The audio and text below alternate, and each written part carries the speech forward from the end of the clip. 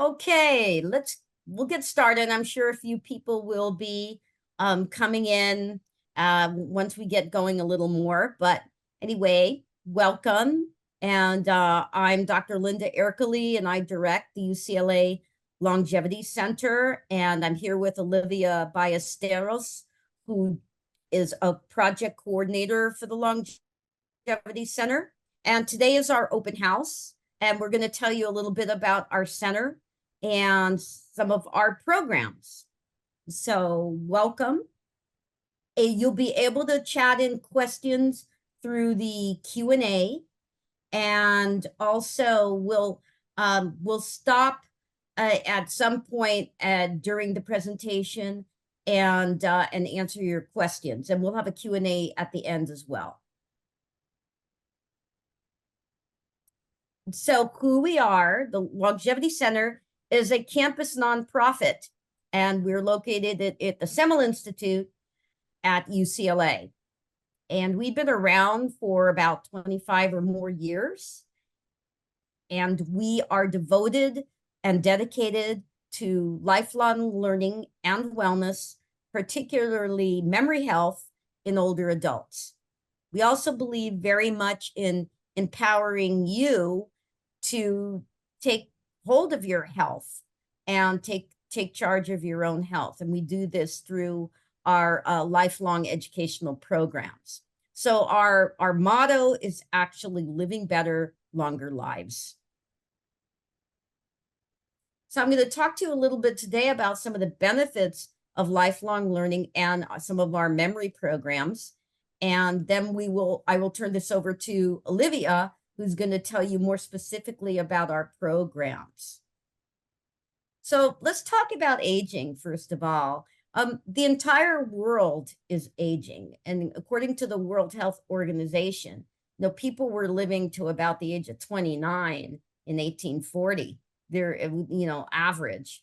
Now people are living to an average of about 73, 74. This is worldwide. And you can see just the increase in longevity and prospective, lifespan in the total world between 2000 and 2050. We can see that the population of people 60 years and older is steadily increasing across the world. And why has lifespan been increasing is really due to a number of things. One, of course, is modern medicine, right? Or improvements and discoveries in medicine. Another is getting a handle on pandemics, which we know that we lost about a year or so of average life expectancy because of COVID, actually. But in general, because we have vaccinations, we have ways to deal with world health problems, including pandemics, people have been living longer. Another is reduced infant mortality as well. And even though that varies in populations, a trend has been lowering infant mortality. And then another is generally better knowledge about lifestyle and health, and that people are able to live healthier lives. And finally, a lot of it has to do with public health, sanitation, water treatment, and just keeping people safer, right, in the environment. Now, one thing, though, is even though worldwide life expectancy is increasing, there is still a difference between our lifespan and what we call our health span. So lifespan is total number of years lived. Health span is the total number of disease-free years lived. So we're talking about chronic diseases. And there is about a 9-year gap. So that means on average, if the average years lived across the world is 73, the average for disease-free years is about 64. So those last 9 years can be miserable for some people. And that's why not only is it important to talk about living longer, right, but living better longer, which is what we focus on at the Longevity Center. So the formula for successful aging have to do with these. There's anywhere from like 4 to 10 pillars, what they call pillars of health. And these include physical activity, mental and cognitive activity or exercises, getting enough quality sleep, managing stress, eating a healthy diet, and having good social connections, right? So being able to socialize with other people. So these are about 6 of the pillars of health. And this is not just long life, but also health span. Now, there are some areas in the world, we call these blue zones. And these are areas of the world where people live longer, like 100, right, just above the national average. And these are there's more than 3, but 3 include Sardinia, Italy, Loma Linda, California, just east of LA, and Okinawa, Japan. And what these areas have in common are essentially those pillars of health. They have a healthy diet. They have strong social connections. They are not sedentary. And also, they don't have too many vices either. So there's not a lot. I mean, there's some drinking of wine, but generally people don't do substances that are risky, right, for health. So again, their diets are very rich in the ingredients that are contributing to heart health and cerebrovascular health, right? Health of the circulatory system. So this includes fruits and vegetables that are high in antioxidants. It also includes eating a lot of fish as protein and healthy grains. Now, let's talk a little bit, though, about, besides our body aging, how does the brain age? Well, the brain is it's another organ of the body. I think we always think of it as, we have kind of historically, people would say, is it different? Is it, is it something that is unique and apart from the body? Is it part of the body? And this was a philosophical argument for many, many, centuries. But essentially, the brain is another organ of the body, and it ages like other organs of the body as well. So, think about your knee, you don't have the same knee at 40 that you did at 20. You don't have the same knee at 60 that you did at 40. And your brain is the same way, right? The only thing is you can get a knee replacement. You can't get a brain replacement. And so that's why we really, have to take good care of our brains. There's only one. You don't have a spare. So that is why the emphasis on healthy living really needs to start early, when we're not all ready to think about it, right? But it does. But it's never too late to start making changes and live in a healthier lifestyle or manner. So we're talking about age here. If you look at this graph, this is cognition on the vertical axis on the left. So higher up means better cognition. And down here on the horizontal axis is age, meaning getting older as you go to the right.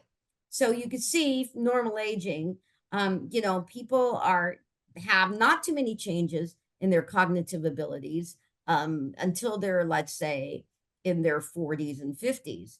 But for some people, some people, though, do start to decline, and they get something called mild cognitive impairment. And this is a stage that is not quite, I hate to use a word, but not quite normal or not quite typical, that their brain is not functioning as well as somebody in the normal aging category. And if this condition continues, then it can lead to a diagnosis of dementia. And dementia means cognitive problems that interfere with the ability to function independently. So this means that people can't work, they can't drive, they don't manage money, they may not, be able to follow a conversation, they keep forgetting what you tell them. And the key, though, is that they can't live independently. So people with mild cognitive impairment may have some of those problems, but to a lesser degree, but they can still, live. They don't need so much help. They can live independently. They might have to put more effort into doing things, but they're able to manage on their own. And that is not the case in dementia. So I get this question a lot. And the question is dementia the same as Alzheimer's disease? So just that, so that we're all on the same page. Dementia is a generic term. It's an umbrella term. So going back to the knee, dementia could be like, my knee hurts, my knee is sore. But there are many different kinds of knee problems, like pulled ligaments and arthritis and broken, etc. Just same thing with dementia. There are different kinds of dementia. So the most common form is Alzheimer's disease, but there are other kinds. There's frontal temporal dementia, and there's vascular dementia, and there's Lewy body dementia. And they're all different from each other, but they all have that one thing in common, which is their cognitive problems that make it very difficult for people to live independently. Now, when we think about, what can we do? Can we intervene to stave off cognitive aging, stave off getting dementia, or even getting mild cognitive impairment? And the answer to that is yes, to some extent.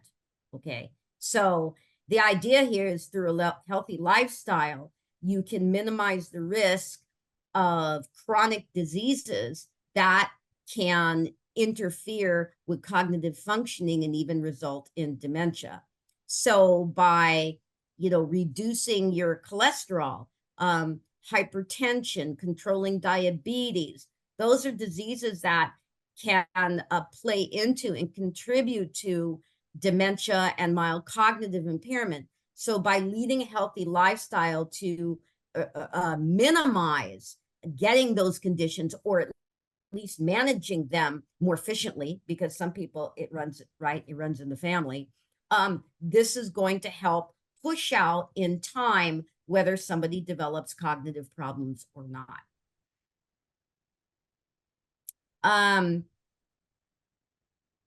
And somebody commented about the audio, so I'm glad that that's better now. Okay. All right. And so, yes, if you start doing something that's too late, hey, it's just like anything else, right? Too little, too late. So the idea here is to start earlier and stave off those conditions, which start developing, way before the onset of dementia. So let's talk a little bit about how does cognition or thinking abilities change over the lifespan. And there's down cognition into two kind of categories. The first is old knowledge. This is types of knowledge, stuff that we learned as a kid, very young in our life and throughout our lives, that have to do with our culture, occupation, things that we learned in school. So this knowledge keeps increasing until late life, and it's pretty stable. Sometimes it starts to waver and decline late life, like around 80, but in general, people really kind of maintain this type of mental ability. It's what we call fluid knowledge that is susceptible to aging. So this has to do with speed. So thinking quickly, mentally processing information, how quickly you comprehend something, how quickly you can solve a problem, how quickly you can think of a word. That's all speed. And so that starts to change as early as our late 20s. Sorry to give you that bad news. Other things like reasoning, memory, they start to change more in the 50s and 60s. And then after 65, people start to have a little more acceleration in their cognitive aging.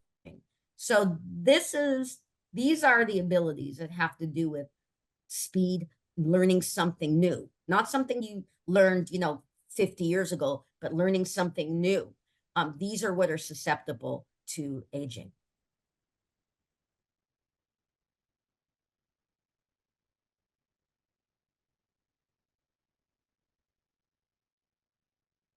The upside of aging is that way to look at it. Think of it as wisdom. Some aspects of our intelligence may actually increase with age, like our wisdom, like vocabulary. And in some people, levels of stress and anger, which interfere with cognitive functioning, might even decline with age.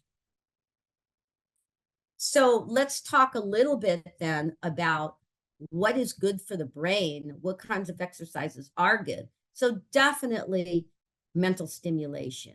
And there are different kinds of mental stimulation, right? There is no one kind that anybody should be doing.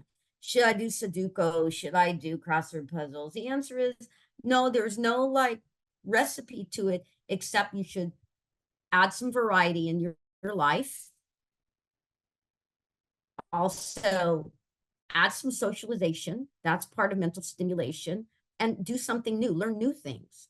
So this activates our neural circuits. So we have neurons, we have circuits of neurons that are responsible for learning and memory and reasoning. And this activates them. And what we do know is mental stimulation can help stave off and lower the risk for Alzheimer's disease. So there's another way to get this mental stimulation, and we have a couple ways at the Longevity Center to do that through our programming, and one Olivia will tell you about later, which is our Senior Scholars Program, and the other is cognitive training. And we have cognitive training programs that have both short-term and long-term benefits. Okay.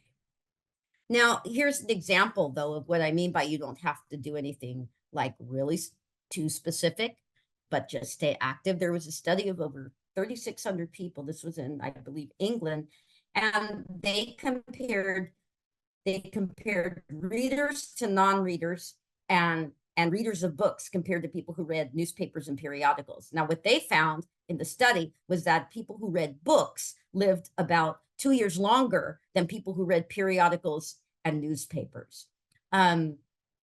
Why did they think that was important? Was that reading books really help people get really immersed in a story.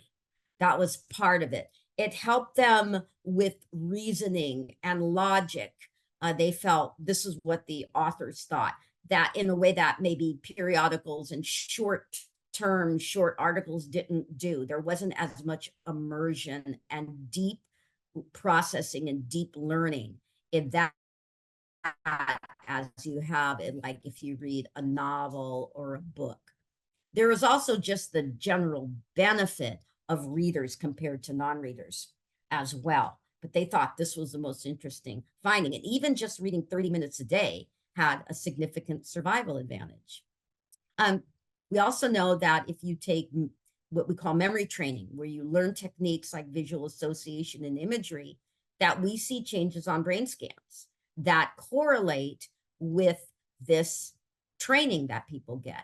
And these are in areas in the, medial temporal. So this is the side of our brain where memory is, in the front areas, in the back areas, pretty much all over. And these types of techniques really stimulate the whole brain, not just memory areas, because they typically involve visual imagery, they involve processing information creatively and on a deep level.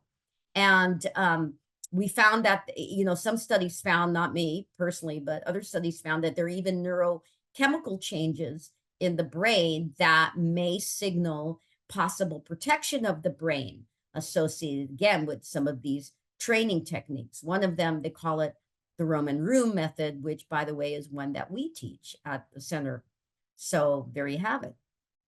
And this is a picture of what that looks like. So these particular researchers looked at younger adults, older adults, and then they divided the older adults into those who benefited from the training, that's the old plus, and those who did not, that's the old minus. And what they found is kind of, which is typical with when you look at younger people than older people, you see more extensive activation of the brain in younger folks. So these yellow areas are areas of increased blood flow, or increased glucose metabolism. So one of the things that you see is these areas in the front of the brain, which is here, and this is the back of the brain, they light up, meaning that they're active.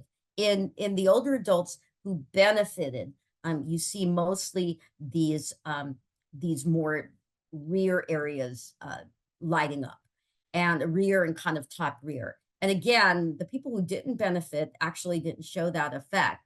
And when they looked at the folks who didn't benefit, they actually found that those individuals really just didn't learn the techniques. So it's important that not only do you just learn them, but you practice them, right? You take them seriously and you practice them. And we see that that's where the benefit was in this study. And the people that had the most to gain, meaning people that were struggling a little bit more than others, cognitively speaking, among the older adults, had the greatest benefit. So again, these are something to think about if you take these classes, like you're creating these types of changes in your brain.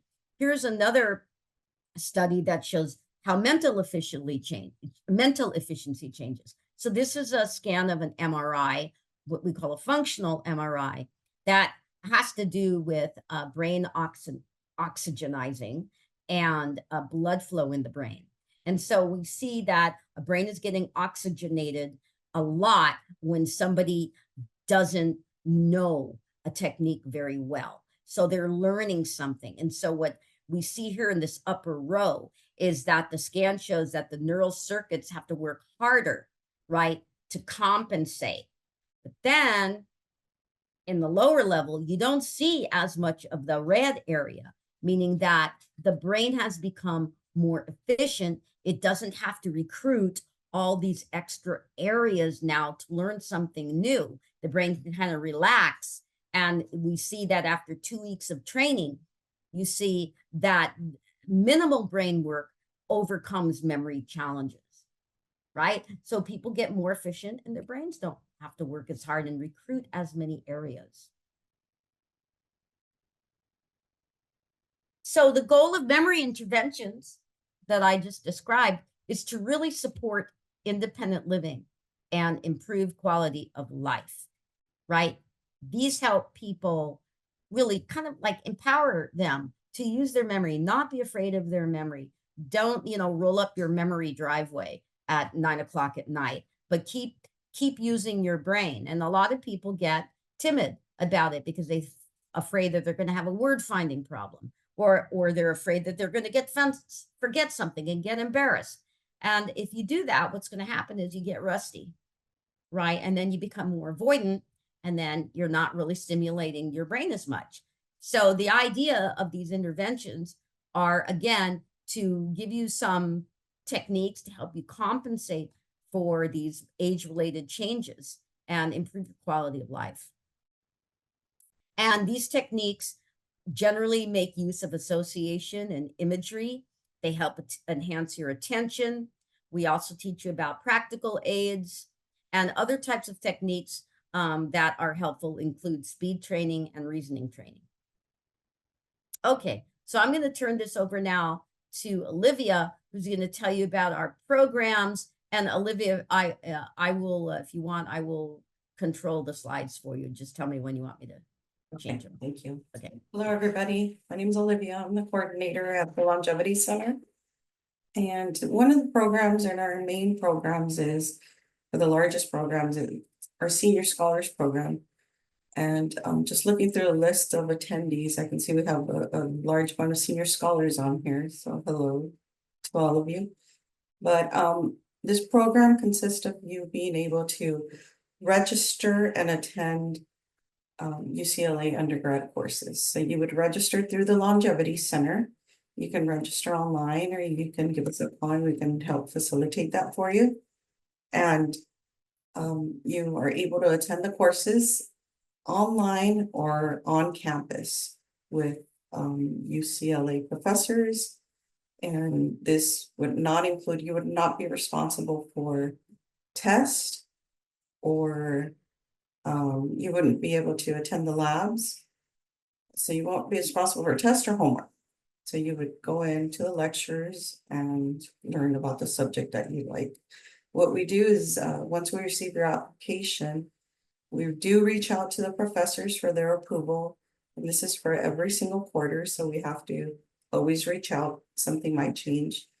Most of the times, these classes are approved.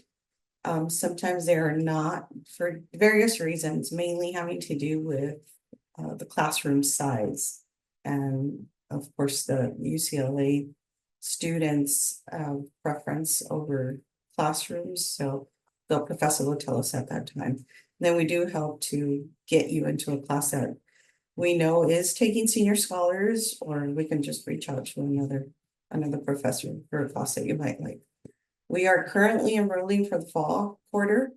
The catalog is not yet on the website. It should be up today or tomorrow morning.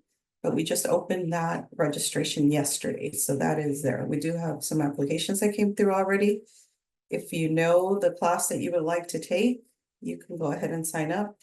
The catalog just consists of a few of the classes available to senior scholars. The only exceptions would be seminars and some of the language courses. So typically, we say no language courses. We have had some professors approve beginning courses, and it just depends on the professor and what that course is like.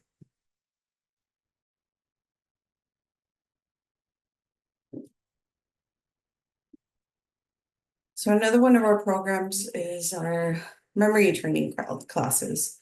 So these are, we actually currently have a class, a 4-week course going on right now that began last week. We offer these about 4 times a year. And these help with techniques that address age-related memory complaints. So remembering names and faces, forgetting when you forget things to do in the future, or to help you recall where you put things, like tip of the tongue moments. This is a 4-week course, 2 hours a week, and the one currently in session is being taught by Dr. Linda Ercoli, and this is for people with normal age-related challenges. So these are currently being taught remotely. So the memory training right now is currently provided through Zoom. And again, there are centers that have these programs. They're trained by UCLA Longevity Center, and they offer them at their facilities. We do have a list on our website if you are interested in that. And this program is also available for licensing if you are interested to provide to the community.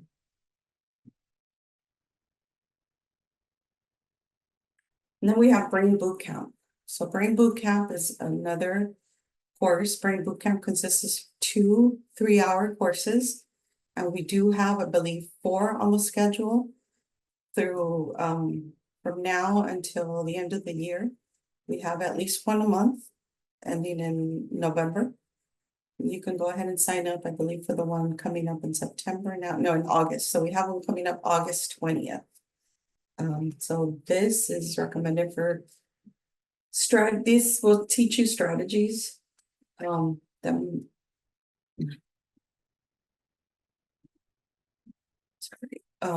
it'll teach you strategies to improve everyday memory. Things like recalling names or recalling faces, and techniques that'll help you recall somebody's name when you run into them, with different techniques to tie their face to items. Healthy heart and brain diet tips, and take-home strategies and exercises for continued progress after the class is done. So the program length is there's 2 3-hour sessions, and normally these are done in 1 week. They might have one on a Monday and a Thursday, or a Tuesday and a Friday. as we try to switch it up because some people are not available just on Fridays or just on Mondays. And again, this is adaptable. It's for people with normal age-related memory challenges. Again, this is available now and you can sign up on our website if interested.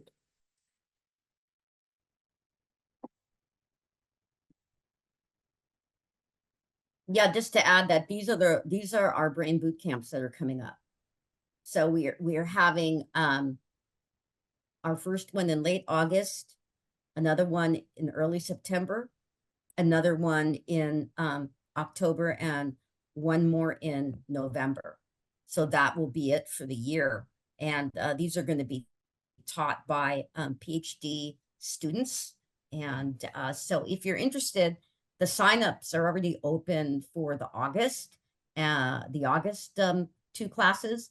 And late August, you can start the sign up for the September class.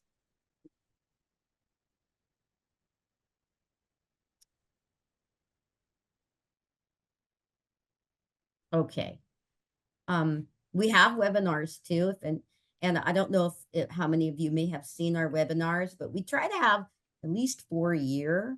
And some of our recent ones were really focused on healthy diet, again, closing that health span, lifespan gap. So what to eat to preserve and recover from COVID related, like long COVID brain difficulties or challenges.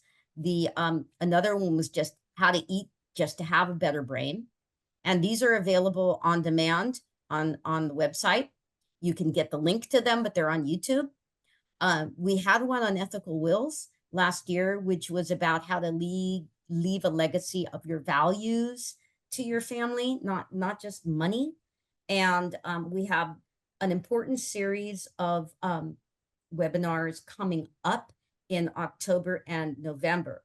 These are, the first one is how to approach memory loss concerns and when to seek help. So there are lots of people out there who have, are wondering like, do I need to see a doctor about my memory, or when do you think I should go? Or should I keep avoiding going? And we're going to have a whole webinar talking about the warning signs, or even just signs that maybe you should not worry about something or worry about something and get it checked out, and how to make that first contact with the doctor to explore that. And then the second webinar in November is the second half, which is what is the process of getting a memory evaluation from a doctor? What can you expect? So we're really excited about having those. And the first will be presented by Kemi Reeves, who is a nurse practitioner, dementia care manager in the UCLA Alzheimer's and Dementia Care Program. And the second is by a neurologist, Alejandra Sanchez Lopez, also at UCLA Neurology.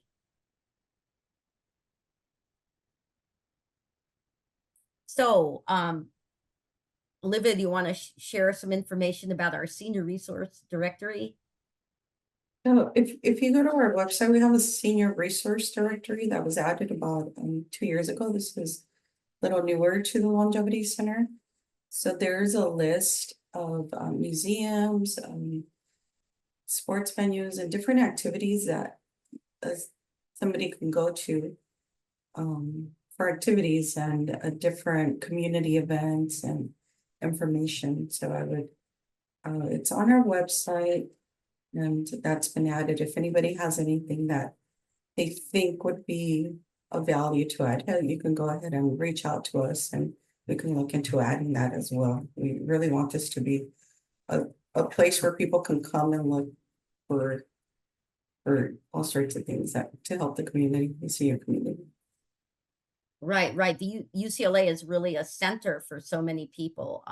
For, they'll come here, they'll go to the theater here, they'll listen to music here, they'll go to our sports events, and we have museums on campus, we have amazing libraries, and it's really just has pretty much anything to do that might be, of interest to people. It has definitely a focus towards people over 50, but it really, anybody can benefit from going on there. What we don't do, if anybody's interested, is we don't endorse or advertise non-UCLA like organizations or shops or restaurants. We can't do that here at UCLA. So even, that's one thing we can't do. We can't tell you, that the dumpling house has really good dumplings. But anyhow, but anything else, yes. So remember, we're a nonprofit, so we can't do things like that. But if you have any ideas, like Olivia says, what should be there, as long as it's at UCLA, we're happy to add a link. So what is coming up at the Longevity Center? Well, we've got these two really important webinars that are coming up. We always post research opportunities on our website. They're not necessarily a study that we are doing directly, but we do post relevant studies, usually about memory loss on our website. So right now we have a very interesting study on transmedic magnetic stimulation, so RTMS, and for memory loss. So it's really a magnetic treatment for people with memory disorders. It's called transcranial magnetic stimulation. We have a study posted on long COVID. It's a supplement dietary study involving eating walnuts to help people who are suffering from long COVID.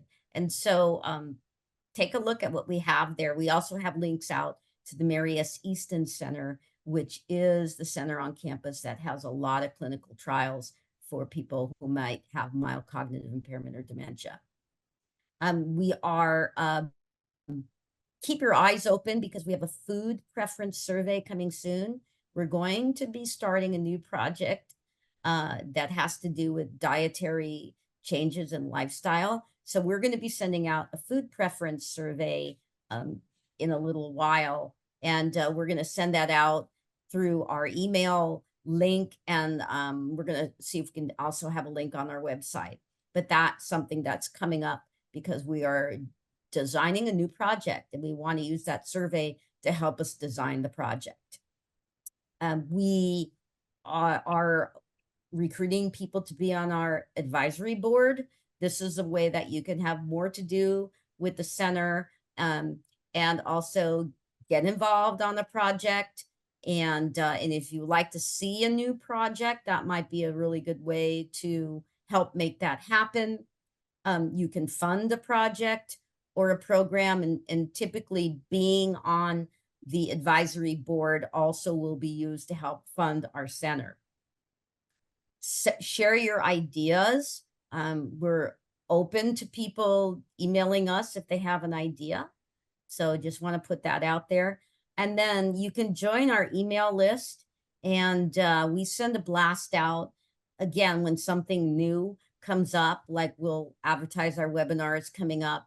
We'll advertise if a new study is coming out or just an update on the study. We'll blast that out.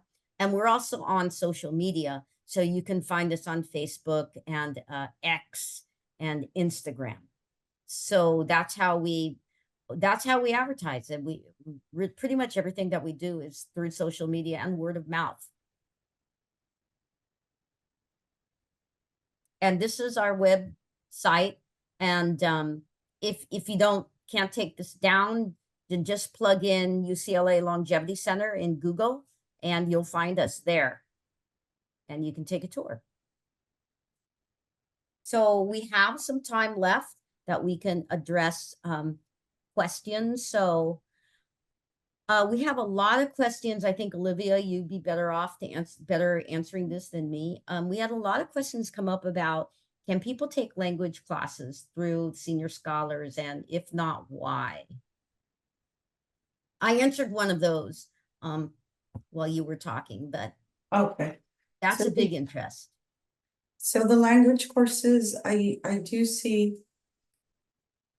on the website, it says that you cannot take language classes, but people have requested them, and I do reach out to the professors. Normally these are like the beginning class, like the very first one. And sometimes the professors approve and sometimes they don't. Now, it is up to the professors, so, we wouldn't be able to like force a professor to take senior scholars. This is all based on if a professor can approve that specific quarter. Sometimes they approve this quarter, not next quarter, and we don't really have an answer as to why that is. Sometimes we do, but it can change. This is why we reach out every single quarter to a professor. And just to answer a few questions about the catalog is composed of what we think might be interesting for senior scholars or what we see a high demand on. But it doesn't mean that those professors would approve somebody. So it is just a shorter version of the UCLA catalog that is online. And you can find that by Googling UCLA's class schedules for that quarter. And there's also a link on our website where that takes you directly there. So our senior scholars catalog is just a shorter version of what we find on the main schedule. And that we go to that main schedule to find these classes. So normally what I do is I know some of the professors that might always approve or typically always approve, and I'll look for those professors' classes and I'll add them to the catalog. But it's a hit and miss. I do have people, it doesn't necessarily matter if you sign up early or not. It's just up to the professor. And a lot of the professors do wait until right before class starts to see how many students they're gonna have, and then they answer us. So sometimes those approvals can come very late. I find that in the last year or so, they've been coming the week that school starts. So that might happen sometimes. Let's see. What about, Olivia, when classes are online, how do they find out? Like if somebody can only take online classes, how do they know which ones are remote and which ones are in person only? So, on the schedule of classes, it would tell you if a class is asynchronous or if there's a meeting time. So a lot of times people do assume that if it's online, you can just take it on your own pace, but every professor is different and every class is different. But that is on the schedule. What's asynchronous mean? So you pretty much are signed up for the class and you can take the class anytime you want. You can look at the reading material and based on your schedule. So if you want to take it every single morning or at night, whatever it is, but I'm finding that a lot of the professors are having meeting times, just like a real class. They'll meet on Monday and Wednesday at 2 p.m. or whatever it is. And a lot of these professors do not record the classes, so you do have to attend at that time, even if it's online. Okay. And you can take these classes if you are out of state as well, as long as you can log in. Of course, not the in-person. Now, it says it though in the catalog, if it's asynchronous or Yes. live, then it will say that. Okay. And we also are not a part of UCLA Extension, so we would not be able to get you into those courses. Yeah. And also, so taking a language then, because I know a lot of the professors historically have not opened up their classes to senior scholars in language classes, but you say some have or some might. Somehow, then some have actually asked what the level of the specific person is in that language. Ah, okay. So you really would have to petition that.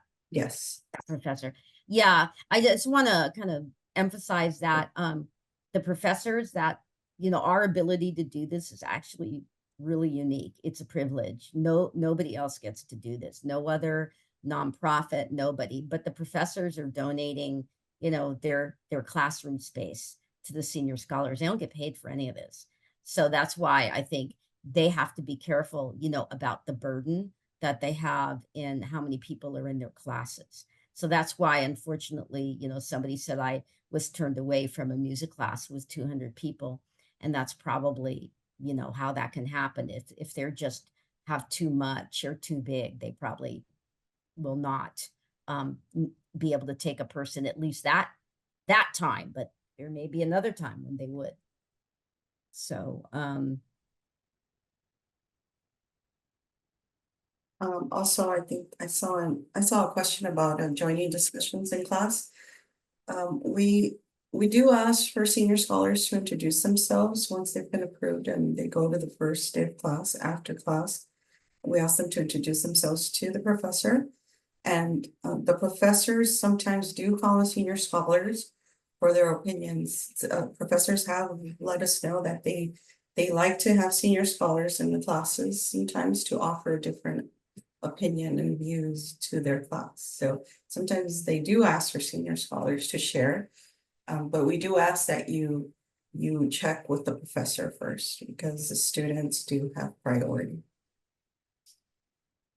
okay. Yeah, I think a lot of it is is up to the professors. That's why we can't be so definite in answering some of these questions. But we have, some that always are happy to have a senior scholar or two or three or so in their class. One of the questions that has come up a number of times, Olivia, is participation in the class. And, can you engage with the professor? Can you ask questions? Can you take tests? What has been your experience with that? I mean, I have my 2 cents, but what do you think?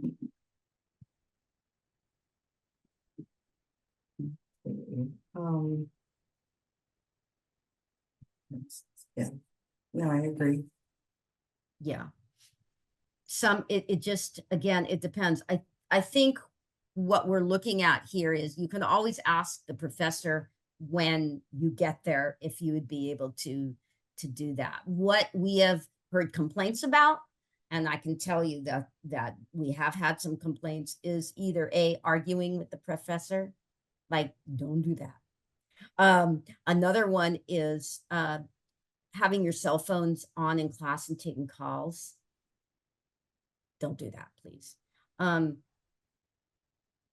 Talking in class is sort of like when we're in high school, you'll get a T for talking. Like, no, try to really remain quiet in class, and not having somebody dominate a discussion or take away from the other students, right? And I think, again, that's typically, though, those are the rules with auditing any class. So, like, even not through senior scholars, if one audits a class, it means you're there to soak up the information, but the full participation is not typically part of an audit. But again, get to know your professor when you get to class. Introduce yourself as one of the senior scholars, and ask him or her, he or she or they, if there's any particular place that you should be, sitting, things like that, because you're a guest in the classroom. We're actually, the Longevity Center, right, is a guest in that classroom. So I just want to put that out there. And another, so yeah, go ahead, Olivia. I see a question about parking. So parking, that's probably the most difficult thing about coming onto campus. But what I do is offer a parking map with your registration, with your approval. And then you can see what's closest to you. I think the average parking fee right now is about $16 a day. So, yeah. Yeah. There's some cheaper off-campus parking in the village.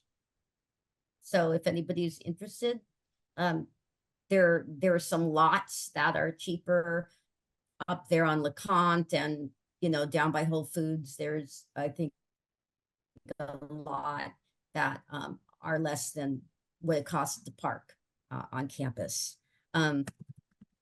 Okay, then somebody asked, let's see.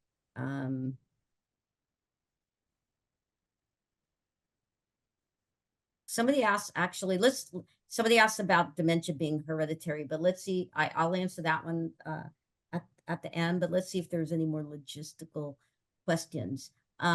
Somebody asked, yeah, non-resident in California can join senior scholars.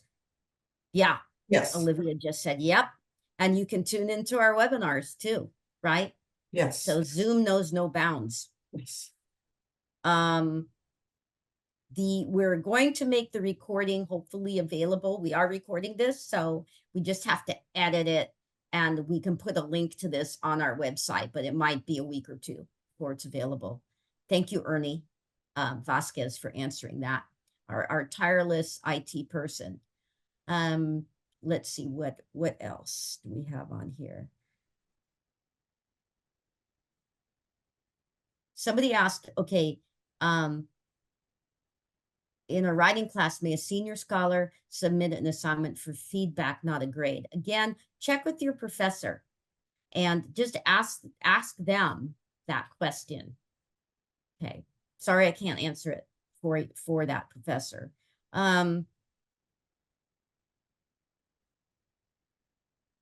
So if we get some issues sometimes with signing up, and if you get stuck, reach out to the coordinator. That's okay to do that. We help people a lot. Now we want you to try, but I mean, Olivia has helped quite a few people kind of get on online. Also, if you're having some trouble with the professor, just know, you can let us know, but it may be the 11th hour when we find out and you find out that you're accepted into a class. Somebody asked, is dementia hereditary? So what I can tell you is some are, but it's rare. And there are some forms of Alzheimer's disease and forms of frontotemporal dementia that are rare, what we call genetic mutations, that confer like a 50% risk of getting a disease. So if both your parents unfortunately give you the dominant gene for that, then yeah, or even if one parent gives you a dominant gene, it can be inherited. But just to let you know that in most cases, these are rare. If your parents had Alzheimer's disease, it doesn't mean you're going to get it. But if you have a big family history of Alzheimer's disease, lots of people on a side of your family, and you can see this going back for generations, that would confer, again, perhaps greater risk for you, but not necessarily that you're going to get it. The most important thing really is, what are your genetics for that? And those are rare. So the other big important thing is what kind of a lifestyle that you're leading. So again, any kind of physical problem that has to do with reduced circulation to the brain, either through hypertension, diabetes, high cholesterol, those are all associated with increased risk for cerebral vascular disease, which is a form of dementia, and there is, or can lead to a form of dementia rather. And there is some evidence now that cerebral vascular disease can increase your risk for Alzheimer's disease. So anyway, but so no, just because both of your parents develop dementia doesn't mean that one is going to get it. But certainly, one might want to explore that a little bit more in detail with a neurologist or someone in that profession with that expertise. Okay, we've got 4 minutes left. And are there any other questions? How do we get on the mailing list, which is again through our website? Go on there, and if you click that link, you can get added to our mailing list, and we will send you out occasional updates, news, etc. You can also follow us on Facebook at UCLA Longevity Center. You can send myself an email or the senior scholars email, a request to be added to the distribution list. Yeah. All right. And I don't see any new questions popping up. So, oh, somebody said, is there dance classes? I think there's just like anything, right? Yeah, At I've UCLA. never reached out to a professor. I've never had somebody request one, so I'm not sure how that would work out. Yeah, but I mean, if that's something you want to explore, it's a very great question, interesting question. You can try it and let us know. Certainly if you don't get into class, we refund your money, right? So don't worry about that. And what is the price for taking a class for senior scholars now? Because you get a discount if you take more than one. Yes, so the first course is $175.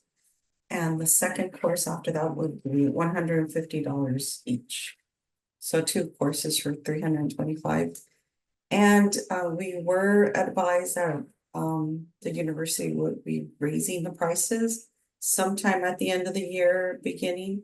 So we're not sure exactly what day that's gonna be when they let us know. That's just when it's gonna happen. So Yeah. that would be updated on our website. But right now, if somebody is enrolling like for this fall classes, it's $175. Yes. All right. And if for whatever reason you're not accepted into the class, that's fully refundable. Right. You can always drop a class if you find you get into it, you started and you didn't really like it, or it's not what you thought. We do just keep an administration fee. Right. So just let us know right away, though, when that happens. Yeah. Oh, and then Carmen Herrera, do you have a question? Can you type that in?